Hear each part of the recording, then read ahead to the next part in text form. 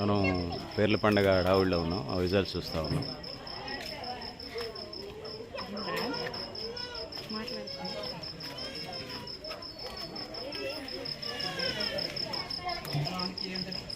వాడికి తెలుసారా పేర్ల పండుగ గురించి?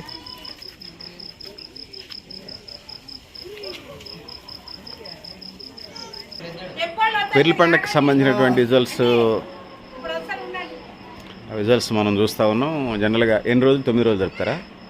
9 రోజులు జరుపుతారు. అందులో 1, 3, 5, 7, 9 షరగతులు ఉంటాయి. దానికి సంబంధించి ముఖ్యంగా పట్టణ ప్రాంతాల్లో జరుగుతూ ఉంటుంటుంది. పట్టణ ప్రాంతాలతో పాటుగా గ్రామీణ ప్రాంతాల్లో అత్యంత కోలాహలంగా గ్రామీణ అంటే పనులకు పోయొచ్చి సాయంత్రం పూట పేర్ల గుండం చుట్టూ తిరుగుతూ చేస్తారు. దీనికి సంబంధించి వచ్చినప్పుడు ప్రవచనాల పరంగా చూసినా, ఆధ్యాత్మిక పరంగా మనం చూసుకున్నప్పుడు ఇది ఒక హుస్సేన్ చనిపోయినటువంటి జ్ఞాపకార్థకంగా ఇవి చేస్తూ ఉంటారు. త్యాగానికి ప్రతీకగా మనం చెప్తారు. దీన్ని మొహరం పండుగ కూడా అంటారు కదా.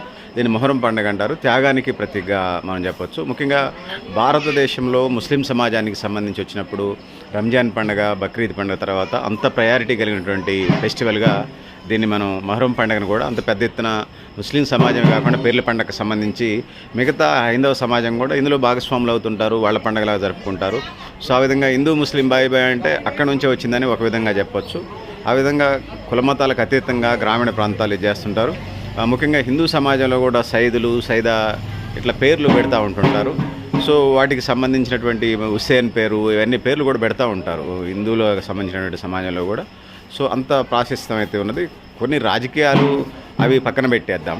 సో తరతరాలుగా కొన్ని వందల వేల సంవత్సరాలుగా భారతీయ సమాజంలో ఇట్లా కలివిడిగా ఈ ఫెస్టివల్స్ని జరుపుకుంటూ ముందుకెళ్ళినటువంటి పరిస్థితిని మనం చూస్తూ ఉన్నాం. ఇది పరిస్థితి. నేను ఇన్బాక్స్ డిస్క్రిప్షన్లో మరింత సమాచారం రాసే ప్రయత్నం కూడా చేస్తాను.